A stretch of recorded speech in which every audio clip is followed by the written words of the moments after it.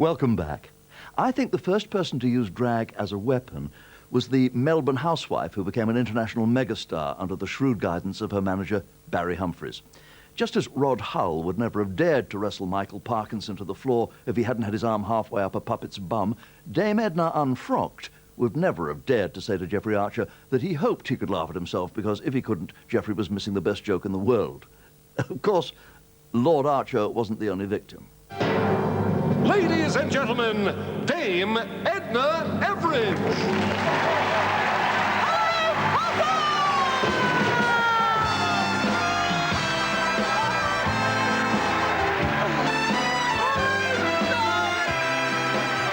When I watch Dame Edna, I completely cringe because she comes out with the most daring lines and perhaps lines that if he was to sit there as a man and do it, would not get away with it. It's quite shocking, really, because you don't expect these things to come out of this mouth. You know, you think, oh, you know, there's a very lovely lady here, you know, then suddenly you get all this filth. I loved it when you parted the Red Sea. Now, a lot of people must have asked you this,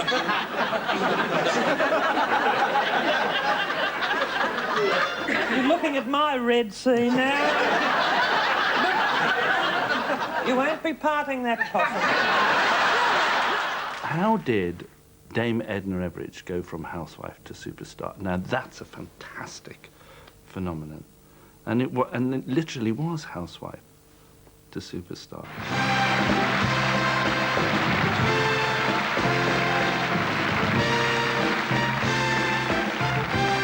She didn't stand on her own initially. She was just an extension of characters that Barry Humphries had created to try and satirise the cultural sparsity, you know, of Australia. I'd impersonate the Lady Mayoress of the next town, because everywhere we went, there was always a party after the show, and the Lady Mayoress would always stand up and say what a wonderful thing it was that these people were bringing Shakespeare to the Australian bush.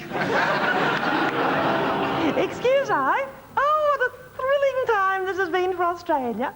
I think he would admit that it's at least partly based on his mother, but it's based on a whole generation of Australian middle-class women with aspirations. And it's, to that extent, it's a cruel piece of satire. I think this is tragic, that the Everage marriage is on the rocks. And I never thought I'd say that.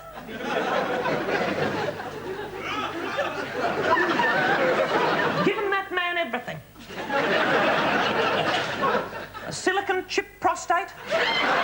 You're just saying this is a horrendously vain woman talking about all her life and the glamour and her position and her husband and the whole family. You know so much, all the points of reference are so well known to you, almost as well known as they are to Dame Edna. Barry has a side to his nature where he notices things like wallpaper, what women wear.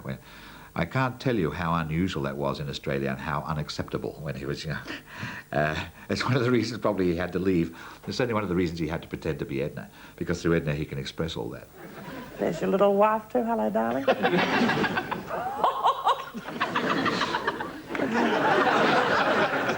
Little Judy, am I right, Judy? Tell me the history of that frock, Judy.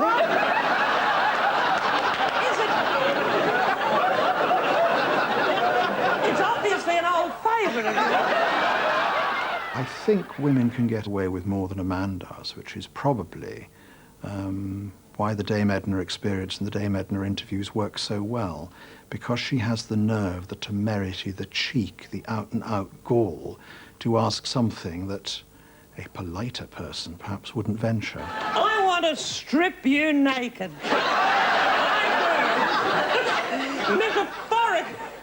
Metaphorically speaking, I hate to say. Look at the body language there, Possum. All the guests' discomfort is from the fact that she's going to humiliate them, and she's always much cleverer than they are. And they know the score and they play the game. The only people who come out of it badly are people who refuse to play along with the fantasy. And it's a great kind of leveller as well. So it brings all those people who are in a position of power or authority or people high up, really, in everybody's estimation. It brings them back down to our level and therefore makes them more accessible to us. The badge, Madge, the badge. Darling, I don't want to mix you up with Kurt Waldheim. But I think, on the whole, Edna is licensed cruelty. And you're there to be picked on and sent up, and it all works by agreement. And it gives Barry freedom to express a side of his nature, whereas he can say the unacceptable, which is always a relief to all of us. I must say that, I mean, I'm a little older than you, my darling. In fact, I could have breastfed you, Cliff Richard. Well, under certain circumstances, I still might. She veers towards the sick quite often, and that's not the usual way people talk. Certainly wasn't in the late 70s on television. And I think she did as much as anyone to push back the boundaries of good taste. The only person I've ever seen get the better of Dame Edna was Ted Heath, who actually made Dame Edna laugh. I have a cleaning lady called Purificación. And I have another little Spanish helper called Contracepción.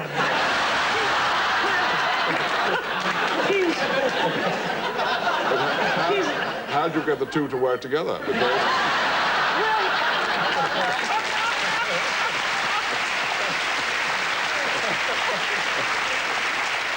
You must never underrate Barry's powers of improvisation, the way he can get himself out of a tight corner.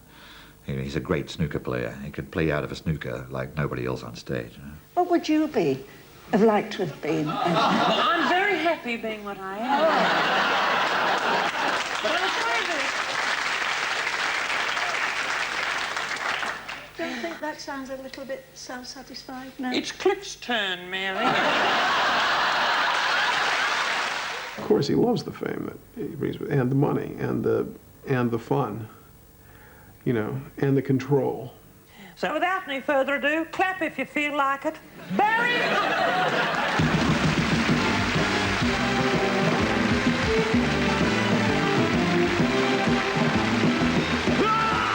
People speculate endlessly about the relationship between Barry Humphries and Dame Edna, and you'll always hear people saying, you know, of course, the moment he's in his costume, you have to call her Edna, and all this kind of thing, as if it's a madness. But actually, it makes sense, I think. I once spent an entire night in Edinburgh at the Travis Theatre, sitting up all night, and we did nothing but trade Australian brand names to each other, like Rosella tomato sauce, Sydney Flowers alpha, we use it every day. What staggered me was that he never got out of character. Not for any reason. If the building had burned down, he wouldn't have stopped being Edna. Once the clothes are on, he's Edna. Wherever I go, I know she goes.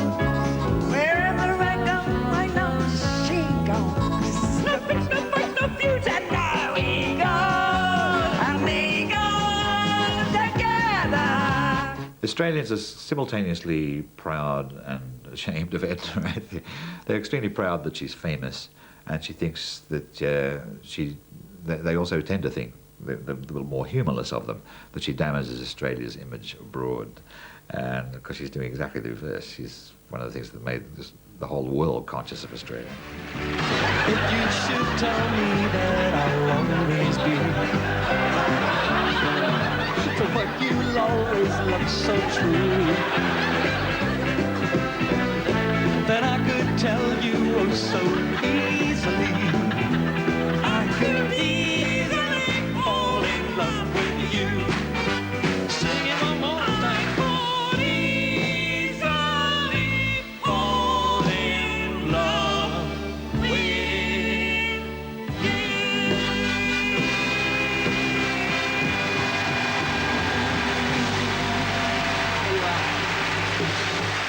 Dame Edna dancing the heavy fantastic. Irresistibly comical, yet strangely disturbing because, although we know it's a man, there is a quality that could have us believe it really is a woman. At her peak, Margaret Thatcher had the same quality, but in reverse. In the 90s, drag is more in your face. The girls are actually looking quite tasty. Witness Mr. Coogan's sluttish creation. I had a bit of an argument with a boyfriend the other day, Dave. We're in the pub, right, and I was giving this bloke the eye, and he was giving me the eye. And Dave went, "Hey, stop giving that bloke the eye, you're my bird." And I went, Dave, this is the 90s, mate. You don't own me. I'm not your bird. I'm anybody's. Steve Coogan as the appalling Pauline. It's been said, and I know because I'm the one who said it, that every age deserves the female impressionist it gets. And to prove that, we have the outrageous Lily Savage.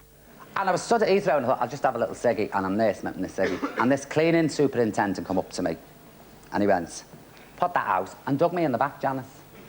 Like, good night.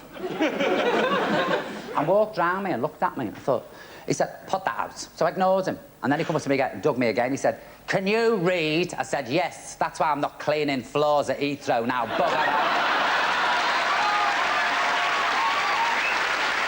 So who'd you like to play with? Leslie. Leslie. Right. So if you'd like to go there, there you go. First time I've ever done that to an ex-copper. Looking back, I couldn't.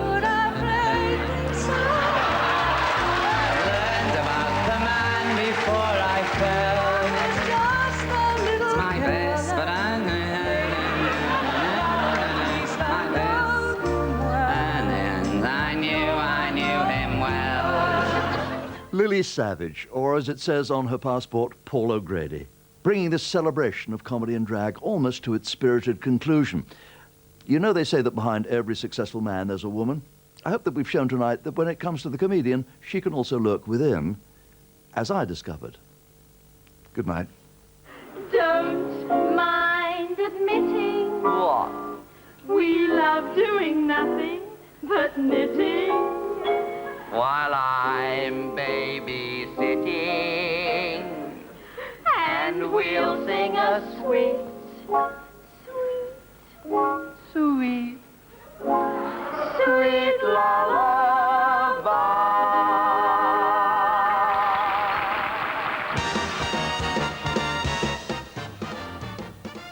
Meet the superstars next time as What a Performance returns to West Country next month.